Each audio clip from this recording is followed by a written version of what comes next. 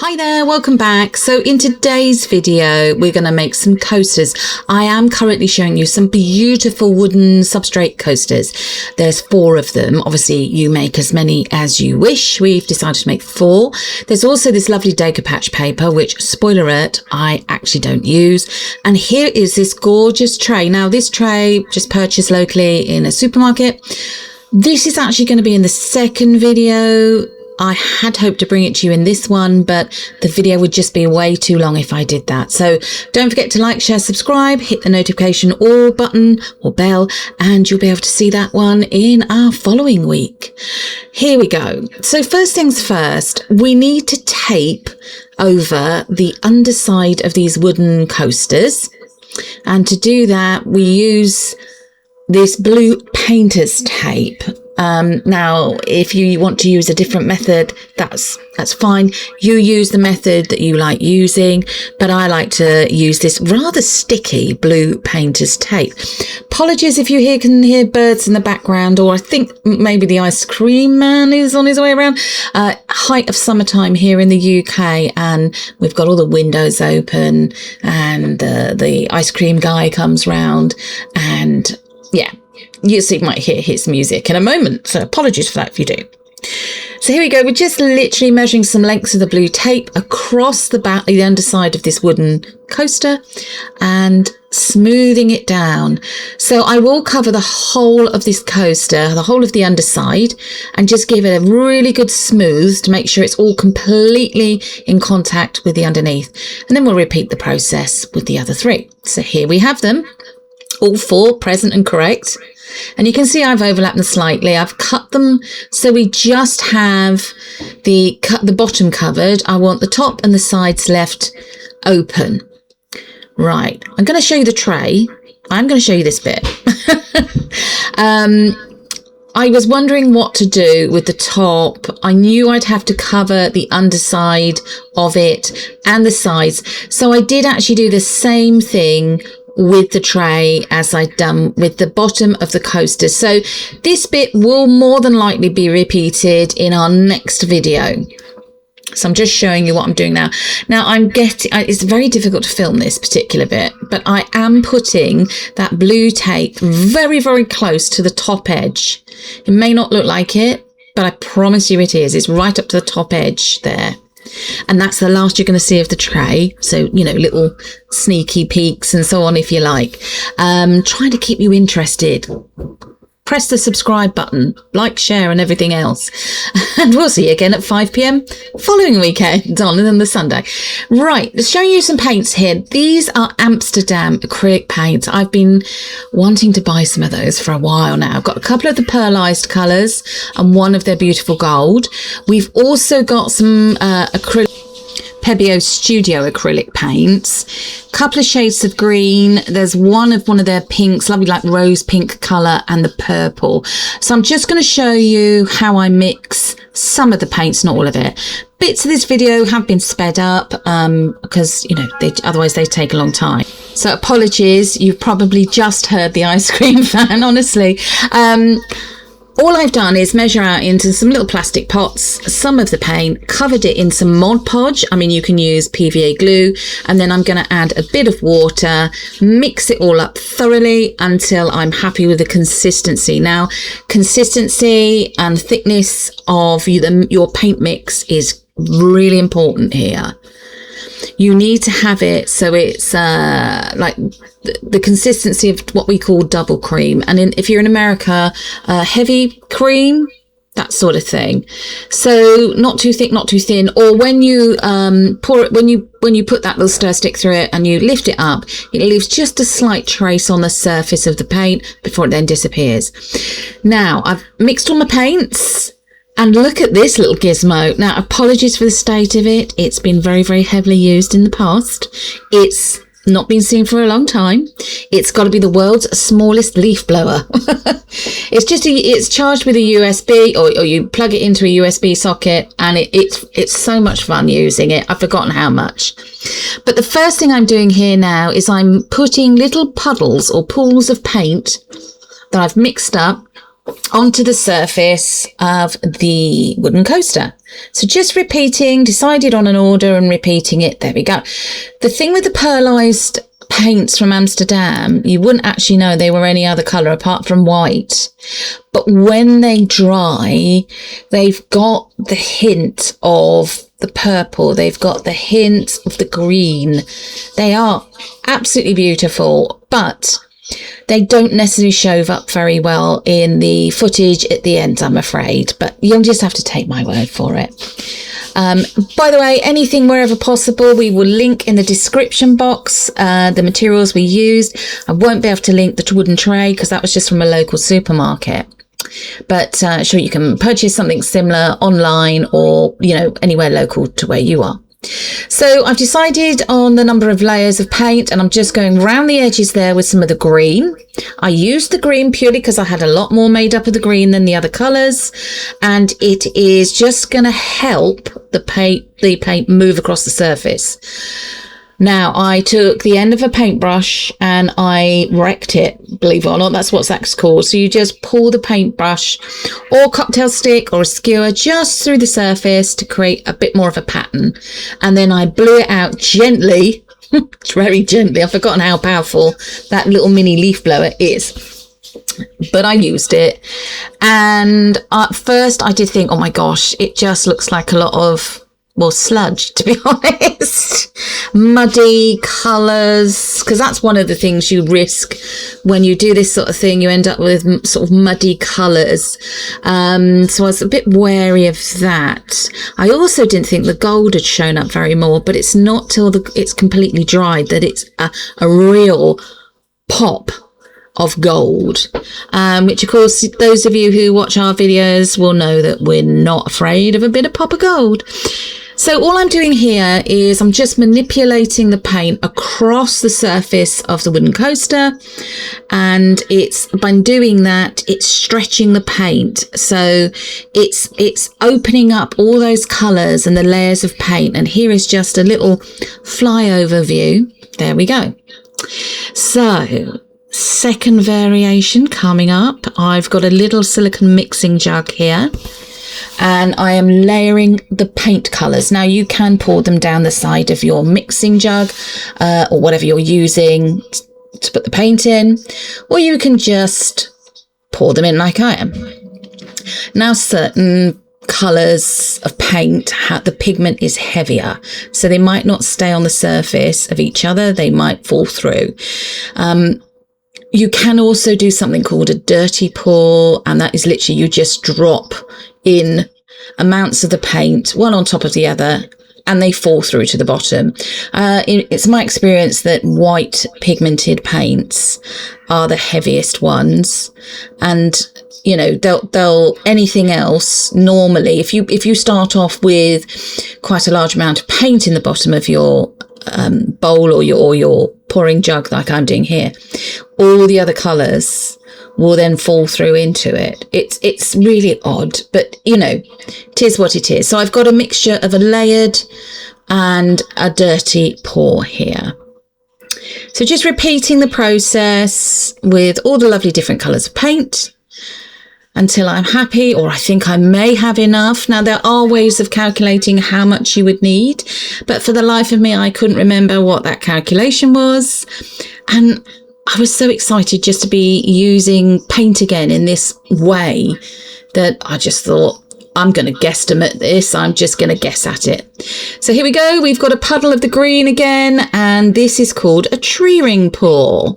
So just literally going round and round in little circles. All the paint is coming to where the spout is, and then going onto the wooden coaster, surface of the wooden coaster, and on, you know, just gradually spreading out. I absolutely love doing this. I'd forgotten how much, actually. I know some people have done something similar with epoxy resin. I mean, by all means do, but I would use the thicker resins. You probably have to mix your part A, part B, and then let it stand for about 15-20 minutes, decant it into smaller containers, mix in your micas, the pigment paste, and so on. and then try and layer it into one of these silicone jugs and have a go at doing this sort of thing. Now, the only thing, of course, with resin is it's going to move, it's going to continually move. All the time it's curing, it will move. So it won't necessarily stay as you pour it. So there we are. I'm just adding a little bit of pink to the edges like I did with the green on the previous one. I just think these colours, they scream, they just shout summer to me. And I have to admit, I was looking at the peonies in our garden, peony flowers in our garden, all the beautiful white pinks, dark pinks, pale pinks, and the beautiful deep green of their leaves. And it reminded me of them. So here we go. We're going to wreck it again with the end of my old paintbrush. Actually, did I say paintbrush before or toothbrush? Definitely not a toothbrush. So there we go. Just doing that there. And once I was happy with that, I decided, right, we're going to need to manipulate it.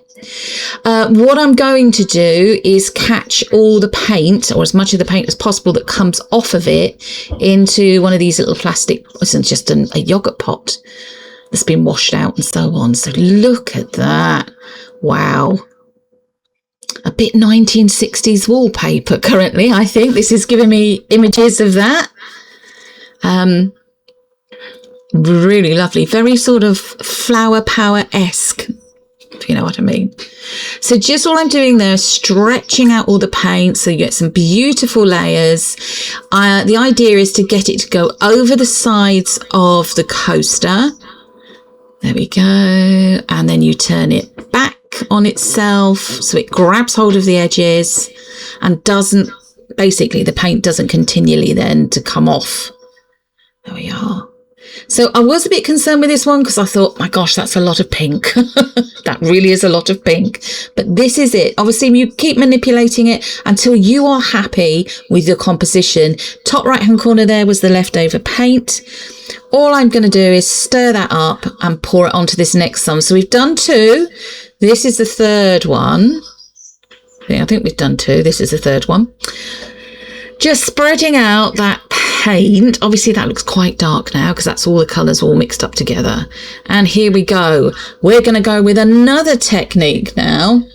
And all I'm doing is just with the little stir stick there, putting on little, I suppose you call them streaks of the paint, either on top of each other, next to each other, and so on, and just repeated the process till I felt like I'd got enough of the paint on there.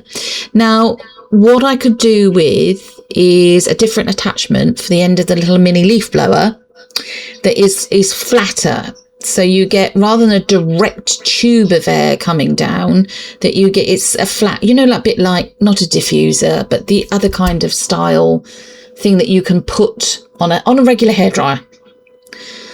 If you know, you know. Anyway, so as you can see, unfortunately, there's not different speeds on this thing. It's just one speed only, which is quite fierce. But I'm trying to be deliberate with how I'm getting the paint to move.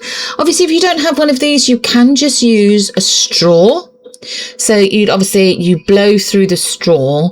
Don't put the straw into the paint, just slightly above it and just gently blow through. I have tried using the straws that you have for smoothies before, and that was quite good to use rather than your regular straws because, you know, they're quite small.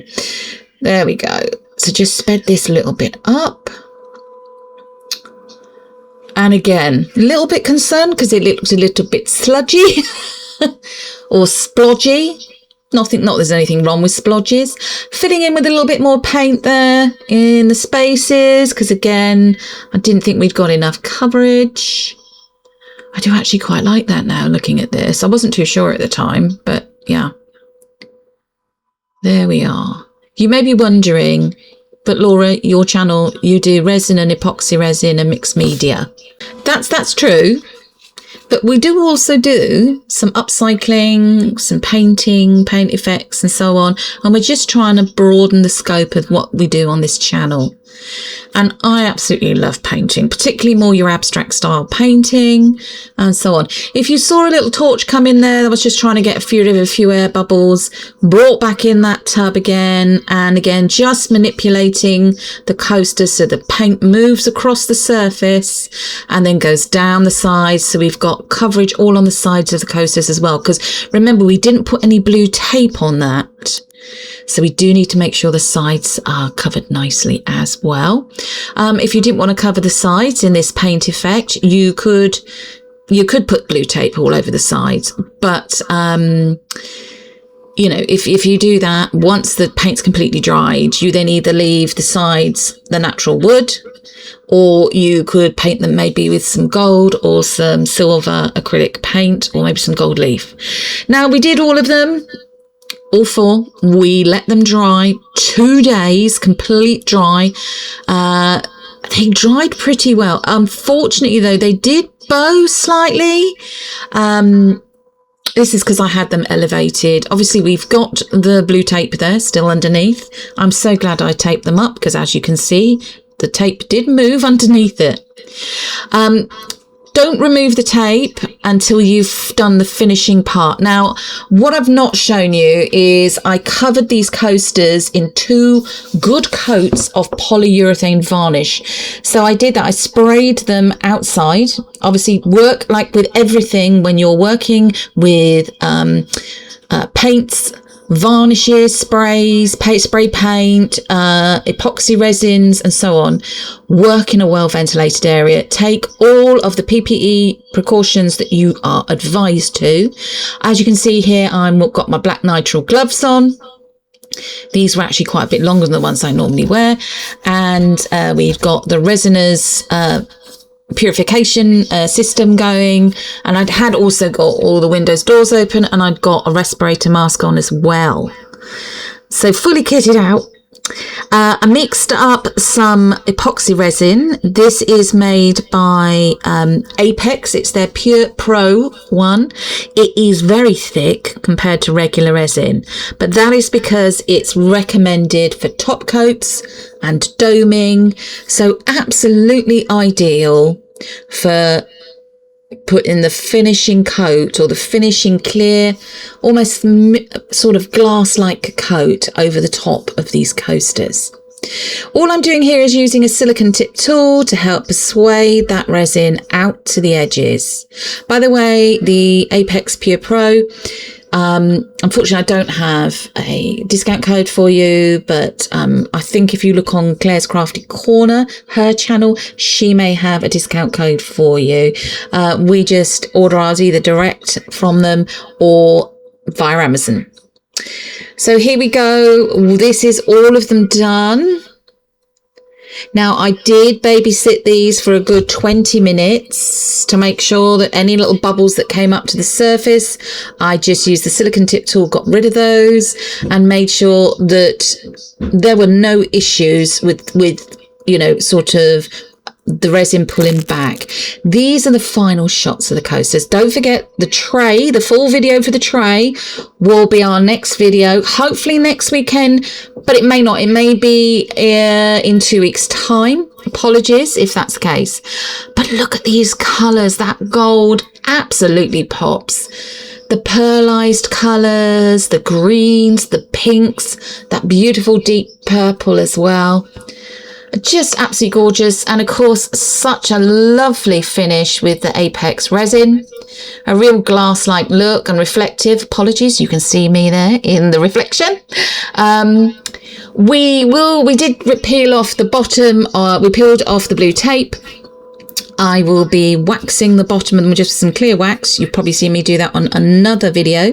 Don't forget to check out our playlist, by the way. And I'll put some little felt feet on the bottom. Thanks again for watching, everybody.